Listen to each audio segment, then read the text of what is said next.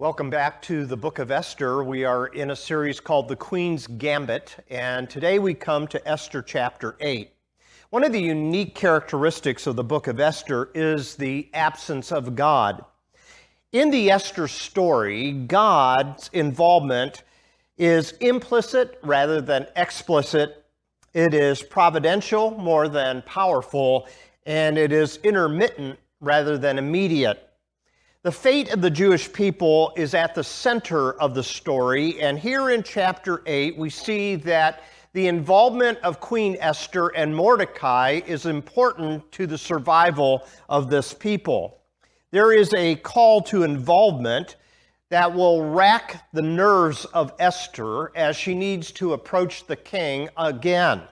In this particular scenario, she has already had a lot of life-altering stress. She was an individual that was brought in as a replacement queen for Queen Vashti. And what we find is that she marries King Ahasuerus. And what we find then is that she kept her identity as a Jew a secret for a long time. When she does find enough courage to reveal that she is Jewish and that Haman has written a decree to exterminate the Jews, she then has to come to this defining moment in her life to confront the situation, calling upon King Ahasuerus to reverse the decree. And that's where we are in chapter 8. Haman now is out of the way, though. What we found is that the gallows that he had built to hang Mordecai upon is, by a reversal of fortune, going to be his execution. Now we would think that all trouble is out of the way, except for one thing. Haman had an irrevocable decree written that calls for genocide. And what we find is that decree is still enforced, and there are soldiers, the army of King Ahasuerus, that will need to carry out that decree as written by Haman. Now, one of the subtle themes that we find in this particular chapter is this is not just a confrontation between Mordecai and Haman. It's a confrontation between two groups of people. You see, if you go back to 1 Samuel chapter 15, Haman is a descendant of Agag. And what we find is that Esther and Mordecai are descendants of Saul. And so one of the things that we're going to talk about this coming Wednesday night is that connection helps to explain why there is animosity, not just between two people, but between two groups of people. You see, for centuries, the Agagites had been the violent enemies of the Jews, and the original readers would have understood this. So I want us to think of a contemporary comparison. I want you to think of the Israelis and the Palestinians. And I want you to think of them as perpetual enemies and occasional adversaries that seek to bring damage to each other. Last week, we made a distinction between an enemy and an adversary. An enemy can be somebody in theory or philosophy, someone that is looked upon with suspicion. An enemy is an individual that is always a potential threat, but it is an adversary that is an actual threat. And so what we find taking place is these two groups of people have always been at the core hating one another, but it's not until Haman becomes an adversary against Mordecai and consequently all the other Jews that we find this irrevocable edict is still hanging in the background. Oddly enough, it seems as though King Ahasuerus is oblivious to the fact that now that Haman is out of the way, this decree is still in effect. And this decree calls for the extermination of the Jewish people. Now, Haman has been removed, and all of his assets have been redistributed to Esther, And what we find taking place, it says here in verses 1 through 3, the same day King Xerxes, that's the same individual as Ahasuerus. Here in the NIV, they use the Greek name Xerxes. The same day King Xerxes gave Queen Esther the estate of Haman, the enemy of the Jews. And Mordecai came into the presence of the king, for Esther had told how he was related to her. So the king takes off his signet ring, which he had reclaimed from Haman, and presented it to Mordecai. So what we find is now Haman is out of the way. But now we find that Mordecai has been elevated. He has the royal robes. He has the signet ring, which gives to him the authority to write another decree. So as we walk through this chapter, the first thing we notice in verses 1 and 2 is the blessings of Mordecai. He is an individual that has been elevated, and he has been given an appointment over the entire estate of Haman that has now been given to Queen Esther. Well, then we come to an interesting section of chapter 8. It is this decree that is hanging in the background that Haman wrote that continues to threaten the Jews. And beginning in verses 3 through 6, Esther will need to make a second request of the king. And so again, King Ahasuerus and Queen Esther are at the center here. And in verses 3 through 6, she is going to call upon King Ahasuerus to remove the consequence of this potential threat. Listen to verses 3 through 6. Esther again pleaded with the king, falling at his feet and weeping, and she begged him to put an end to the evil plan of Haman the Agagite, which he had devised against the Jews. Then the king extended the gold scepter to Esther, and she arose and stood before him. If it pleases the king, she said, and if he regards me with favor and thinks it's the right thing to do, and if he is pleased with me, you see a little bit of buttering up that is going on here by Esther. Let an order be written overruling the dispatches that Haman, son of Hammedatha, the Agagite, devised and wrote to destroy the Jews in all the king's provinces. For how can I bear to see disaster fall on my people? How can I bear to see the destruction of my family? So she is calling upon the king to put away this decree. And Esther is now fearful, not so much for her own life, but for the lives of her fellow Jews. And so in dramatic flair, Esther falls at Ahasuerus' feet and pleads with him with intensity. Now, he grants authority to Mordecai to write a counter decree, and that is found in verses 7 through 14. King Xerxes replied to Queen Esther and to Mordecai the Jew, because Haman attacked the Jews, I have given his estate to Esther, and they have hanged him on the gallows. Now write another decree in the king's name on behalf of the Jews as seems best to you, and seal it with the king's signet ring, for no document written in the king's name and sealed with his ring can be revoked. Now you're going to have two decrees that are irrevocable. One to destroy the Jews, and this one that is going to be written by Mordecai to protect the Jews.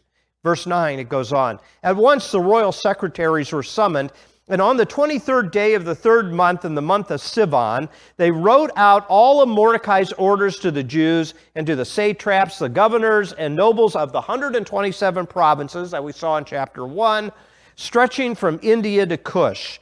These orders were written in the script of each province and the language of each people, and also to the Jews in their own script and language. So it's very detailed here.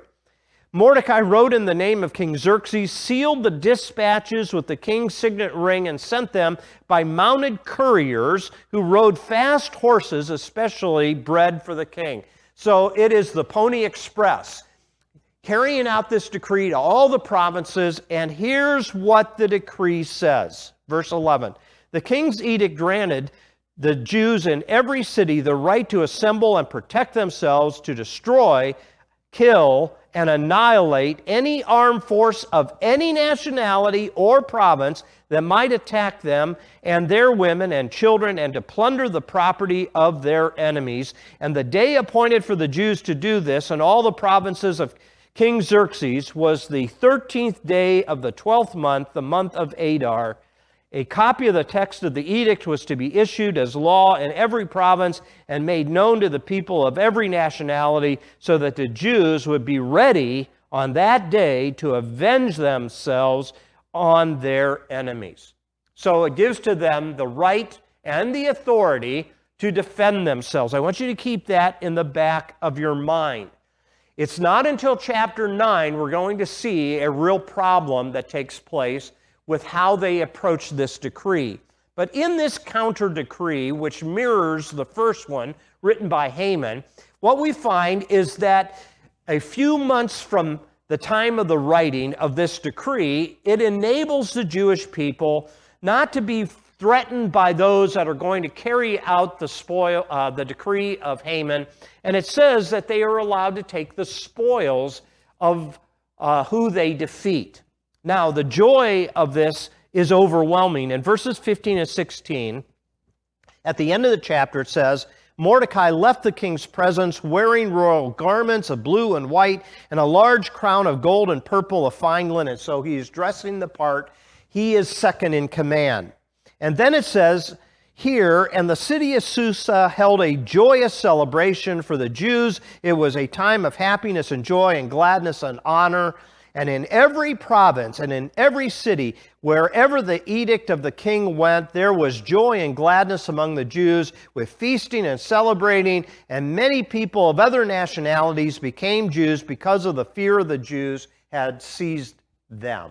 Now, that's the end of the chapter. So we saw the blessings of Mordecai, we see the basic elements of the decree, and we see the joy that it brings to the Jewish people. Now, it all seems straightforward. But here comes the complexity of this chapter. As the book of Esther reaches its climax, the Jews of Persia have turned a political defeat into a political threat. And here's what I mean. Mordecai, in this new decree in chapter 8, verse 11, starts off first by permitting the Jews to gather on the 13th day of Adar to defend themselves. But he goes on to permit them to destroy, kill, and exterminate all enemy forces, which includes non-combatant women and children. This is not just soldiers. This is also women and children that fall under this decree to get the threat out of the way. So as verse 13 notes here, what we find taking place is something more than simply defending themselves. Mordecai gives them the permission to avenge themselves. You see, they had not been attacked yet. This is a preemptive strike that Mordecai is empowering. The chapter ends with the people overjoyed. However, on the whole, these verses seem to indicate that the Jews attacked their enemies without immediate provocation. Now let me tell you why. Haman is out of the way. He's gone. So even though an irrevocable decree is in place, without this individual leading the way and pushing the attack, it is quite likely that this is never going to occur. However, what we find is that the Jews attack their enemies without this immediate provocation. And at that point, do you know what it becomes? A crusade. Do you see the complexity of this? All of a sudden, it's no longer self-defense. At this point, there is the permission to reach back into the annals of history and bring up this ongoing conflict between the Agagites and the Jews. Now think about this in our own day and age. What provokes the Jews and the Palestinians to constantly be in conflict with one another? It's not immediate pressure. It goes back centuries. It goes back all the way to Abraham, in fact, where there are two children, Ishmael and Isaac. And this perpetual hate that has gone on for centuries and centuries and centuries often leads to conflict and to killing. According to most Jewish commentators, they believe that what is being empowered here is permissible. But here's the conundrum. And there is a call for the Jews to be involved. And that is kind of what we see taking place in this chapter. They're willing to get involved, but more than protecting their family, they are going to carry all this hatred from previous generations into the moment. That can be a problem. For you see, the defeated enemy, most Jewish commentators believe, will nurture the hope of revenge at some point. Therefore, all the people need to be exterminated. Do you see what happened? The extermination of the Jews under Haman's edict has turned around to a decree that says the enemies of the Jews must be exterminated. This becomes a problem. You see, Jewish commentators also suggest that if they simply defended themselves, well, the mildness of that type of response will encourage the enemy to take advantage of what is perceived as hesitancy. So you've got to go overboard and you have to attack. Now, here's the problem. Much of what we find in the Old Testament violent passages, many times people will go into the Old Testament searching for these types of stories to justify attacks upon other people. And that's not what this is for, because the Old Testament is to lead us into the story of Jesus, who has a counter message. He says, love your enemies. And that's an interesting dynamic that begins to take place. It's not so much that we shouldn't defend ourselves against our adversaries who make an action, but simply because in theory they are our enemies, it does not justify us to be able to attack, to eliminate them, because these are the individuals that are also made in the image of God. Do you see the problem of this text? It presents a problem because it's there in the Old Testament story, and we can dive into it without understanding where the story is leading to the foot of the cross, where Jesus was pressured by individuals to take up the sword. In fact, Peter was one of them. And in the Garden of Gethsemane, he pulls out his sword and he's going to chop off the head of a Roman soldier. He misses and chops off an ear, and Jesus says, put your sword away. Those who live by the sword will die by it. In other words, as long as we continually perpetuate the myth of redemptive violence, it will not only continue to create conflict, it will not only continue to create hatred, it will continue to kill people. All of a sudden, everyone is at risk. That includes us, and that includes others. Who's left standing? Well, Queen Esther does. But think about all of the people that are killed, both the enemies and the Jews that gave their life in the process of carrying this out. Chapter 8 is not an easy chapter, and heads up, neither will chapter 9. But what we can learn from this is very important. We do not need to use these type of stories to justify violence, either personally or nationally or internationally. There are many who will try to use this. And one of the things that I'll talk about on Wednesday night as we kind of follow up on this theme is there's a thing out in the Christian theological circles that's called the just war theory. And that is, we are just in going to war when all of these criteria are met. Well, that might be true, But it seems to me many times we jump to that just war theory as a first option rather than a last option. And so, what do we do with this text when we finally arrive at the foot of the cross? Jesus had some enemies that put him there. On one side of him and on the other side of him are these type of patriots that want to lead a revolution. And only one of them actually comes to his senses and looks over to Jesus and says, "Remember me when you come into your kingdom." And Jesus makes this promise, "Today you shall be with me in paradise." I want to conclude this morning with this whole topic is very complicated. This whole topic is complicated and, in a sense, it's conditional. The title of this message is "Evil is Thwarted by Involvement." But the choice is yours as to what kind of involvement. You can look at violence, and you can look at hatred, and you can look at killing, and you can look at all of this type of thing as a way of getting rid of evil. But have you noticed in the last 10,000 years of human history, it really has not eradicated evil one bit?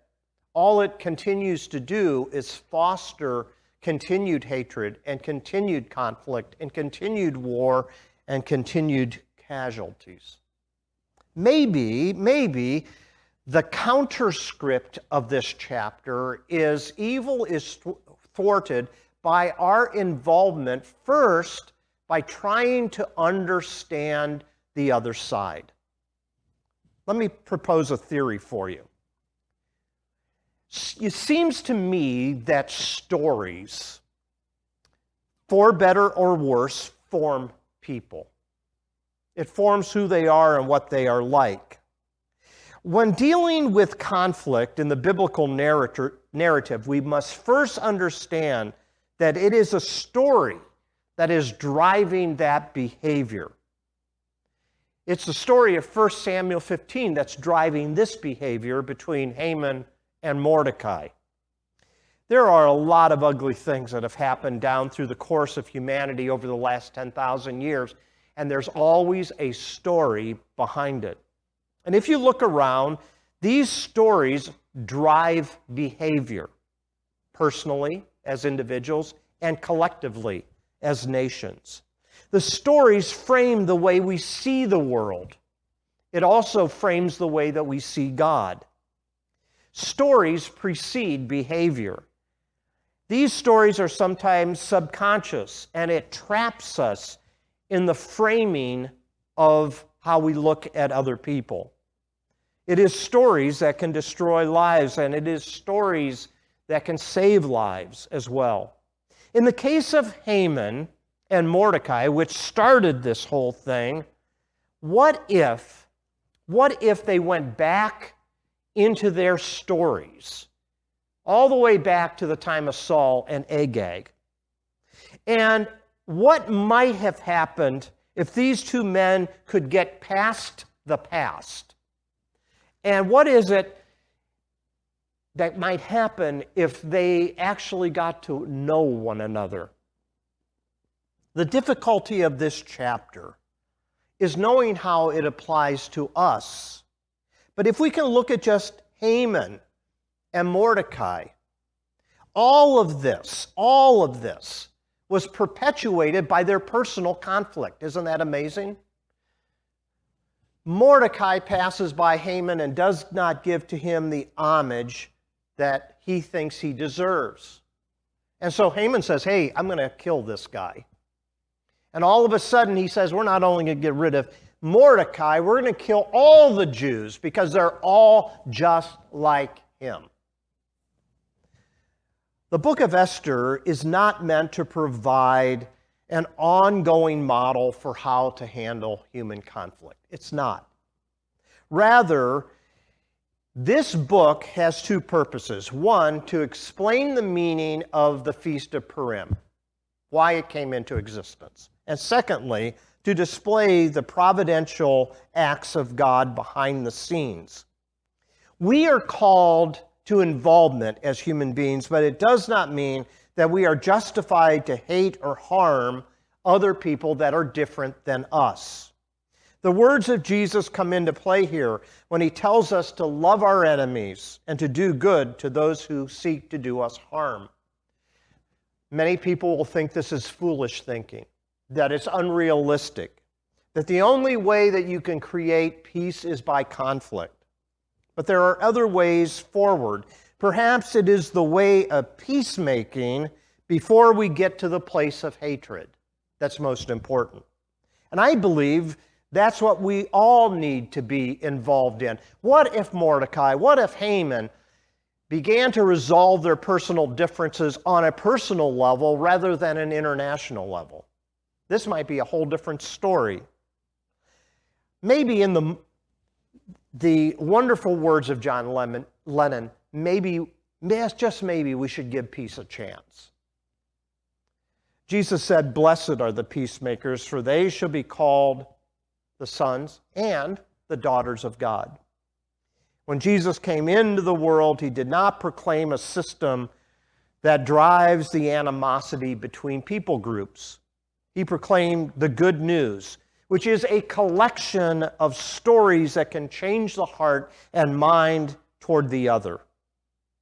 What would have happened if Haman and Mordecai could have changed their mind about each other?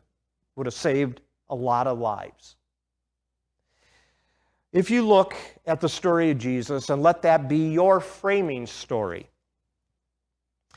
if you will allow Jesus' vision of God to be your vision of God, perhaps we can see that peace has a chance. But if your vision of God is flawed, if it's conditioned by stories like this, and the more devoted you are to that vision of God, the worse off you will be, and the rest of the world will be worse off as well. No matter where you might fall on this particular issue, and there are different theological perspectives on this, I just want us to remember that just war is still just war. It's still the loss of lives. Maybe, just maybe, what we can learn this Lenten season is before we pick up the sword, we need to pick up the cross. And if we will follow Jesus as we live in this complicated world, maybe we can see clearly that the lines between survival, which is what is at stake here until it becomes more than survival, maybe the lines between survival and national self-interest, our position in the world, our desire to control the economy, worldwide economy, blur the lines between what is just and what is unjust. There will be some Christians that are comfortable trying to thwart evil through weaponry and warfare, and I understand that.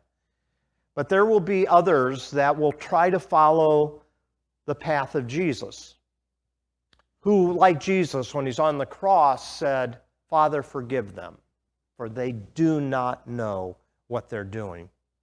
The things that make for peace are the two great commandments: love God and love our neighbor. So, can we just pray about that? Can we just think about that? Can we just try to be a peacemaker? Can we try to follow the path of Jesus? Well, maybe this is why discipleship is so hard. The road of discipleship is a hard road to walk because it involves laying down the sword and picking up the cross. And maybe our concern is not as much our involvement or non-involvement in war and violence, but to be involved in understanding why there is war in the first place. Maybe if we sat at the table rather than in the trenches, we would come to see the image of God in each of us. And that's why the Lord's table is so important. The Lord's table calls us together around this one who sacrificed himself by giving his body and his blood so that we might understand that he died not just for me, but he died for the other.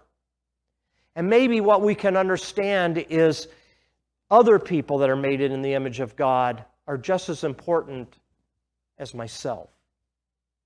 So this call goes out for all of us to think seriously about this complicated topic.